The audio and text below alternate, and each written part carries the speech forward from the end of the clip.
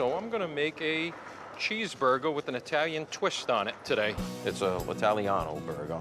My thought behind this dish is encompass all of America into one dish, as well as sticking with my Italian roots. It's a fusion of different cultures because nothing more American than a good old-fashioned cheeseburger.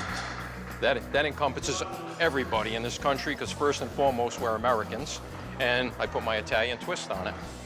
First thing, we'll make an Italian ketchup with some tomatoes, garlic, a few Calabrian chilies, and I'm gonna do some crispy prosciutto di Parma as well. This burger right here, I'm gonna mix together some ground tri-tip, some ground short rib, and some ground chuck. To give it a little bit of spice, I'm gonna throw some Calabrian chilies that I'm gonna grind up. Gonna season that up, make patties. If you salt it too early, it can kind of break down the meat and make it mushy. So I'm like, I usually just salt it right before I'm ready to put it in the frying pan. Dan, I see some beautiful tomatoes over there. What are you making? Burger with an Italian twist. How about yourself? You are. How about yourself? Oh, I just got on the plane and went to Brazil. And I'm gonna bring a little bit back here on the plate. If I don't make it back in time for dinner, it's because I'm having too much fun. I'm going to be making moqueca with pão de queijo. Moqueca is a Brazilian seafood chowder, and pão de queijo is Brazilian cheese bread.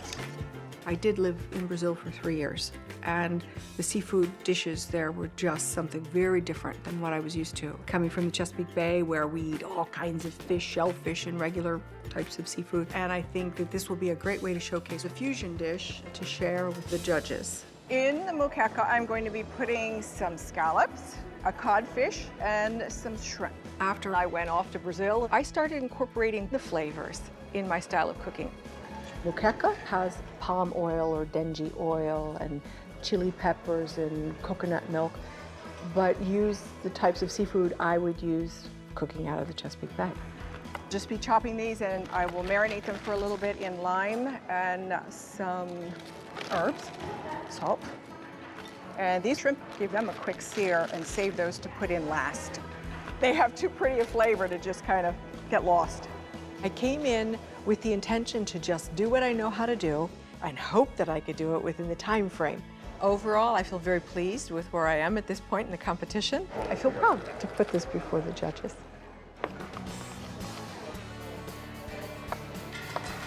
So, you know, this round is not just about a fusion recipe, but it's about how they add their technique and their personal style to it. What are you guys looking to see from them this round? I think it's really cool that Nikki was able to do something that she was so uncomfortable with the baking, and like rocked it out. So I'm expecting good stuff from her. Yeah, that was good. It was really good. Very good. All right, time for me to get this show on the road. So I'm feeling pretty good going into round 2. I feel like, okay, I can do this. I am making shrimp curry. And this is my love of Pacific Northwest, fresh fish, fresh vegetables from our garden, meets my travels and love of the world with curry. I'm infusing all my favorite curries, European curry, Indian curry, and like a Caribbean curry. And so kind of just taking the best of those notes and combining them. I'm using turmeric, ginger, garlic, coriander, cumin, with a little bit of cilantro as well. Growing up, my mom made this horrific shrimp curry. We even laugh about it, but we ate it, we loved it. And then what was so exciting is that I would travel the world, taking all the experiences that I have gained through all different types of cultures and all different types of spices. Travel for me is love, and then being able to share it in this dish, that really does excite me. How you doing, Nikki? I'm doing 45 minutes left.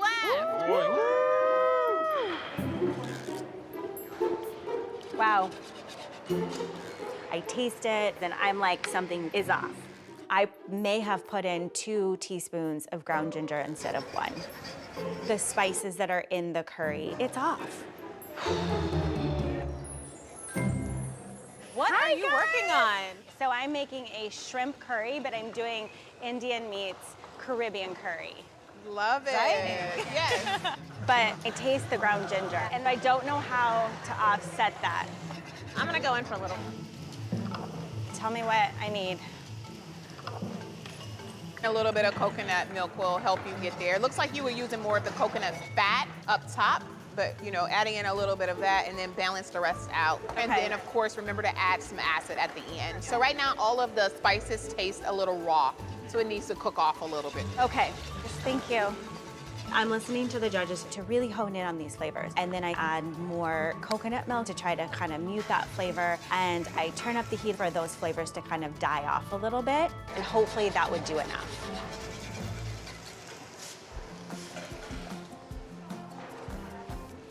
Smells good. Sure smells good. Going into round 2, I feel good. I had positive reviews about Nikki's Tuscan chicken and roasted cauliflower recipe that I made. So I am excited for the judges to taste this next dish. I'm making Chinese southwestern ribs with Mexican elote. We're doing a fusion of char siu Chinese barbecue sauce as well as some traditional American barbecue sauce. This dish represents where I came from and where I'm at now. I was raised in the Midwest, where I was introduced to Chinese barbecue. Now, I live in Southern California, where I was introduced to elote. I was introduced to those char siu flavors in a traditional Vietnamese banh mi. The pork in there is roasted with char siu. Char siu is a Chinese barbecue flavoring to roast the pork. It has a beautiful red color to it. There's Chinese 5-spice in it. It's got that cinnamon turmeric note to it. It's just beautiful. I love it. Cooking barbecue, it takes a long time, so I'm gonna have to put them in a pressure cooker. I'm worried that the ribs are gonna be too tough, so I add a little bit of acid, a little bit of vinegar, some orange juice to get that tenderness going. I am praying that these ribs finish on time. In the meantime, I grabbed my corn so that I could start on my elote. Ooh, boy. I wanted it spicy. I'm combining the mayo with, Sriracha, honey, and Tabasco sauce, salt and pepper. I want to make it my own by giving it that Sriracha Asian kick. Sylvia, Yes, it's spicy. it's good. Is it good? Salt? A touch of lemon. Okay. Mucho gracias. I need to be very careful with my cuts this time. Want to make sure that they're all same size. For this round, I need to combine at least 2 cuisines or 2 influences. I call this dish Sylvia's Californian Salmon Salad. It's something that I created with my flavors from Mexico, but also all the produce in California, the love for salads. So my salad has lettuce, celery, apples, gorgonzola cheese, peppers, tomatoes, quinoa, cranberries, and then smoked almonds. These tomatoes are so pretty. It's a lot of ingredients, but it's the perfect combination from my culture in Mexico and California. I think the judges will like the freshness and the flavor. Sylvia, Hello. tell me what you're making. So this is a very special dish because if you live in Mexico and you ask for a salad, it's sad. Then I arrived to California. California, fresh, colorful. Yeah, you're spoiled out there. Yeah. I'm very spoiled. So I'm making this salad, which is a mix between my Mexican flavors, like the cilantro, the chiles, but I'm also adding salmon. I never had salmon in my life until I moved to the United States. Oh. Never in Mexico. You like it? I loved it. And it's one of the first things that actually my husband served me when I visit his family. And I fall in love with that fish. And also, I added a little bit of quinoa. It sounds like a melting bowl. It is like a it's melting gonna bowl. have everything in it. Is the quinoa tossed in this salad? Yes. Beautiful. I'm excited to try this. Thank you. Thank you so much, Thank you so Sylvia. much for stopping by. I'll see you later. Bye. Hi, this is Chef Tiffany Derry. I'm so excited to be a part of the Great American Recipe on PBS. Here's more delicious moments from the show for you to devour. You can watch the full competition on the PBS video app. And if you're looking for recipes, head over to pbs.org/food.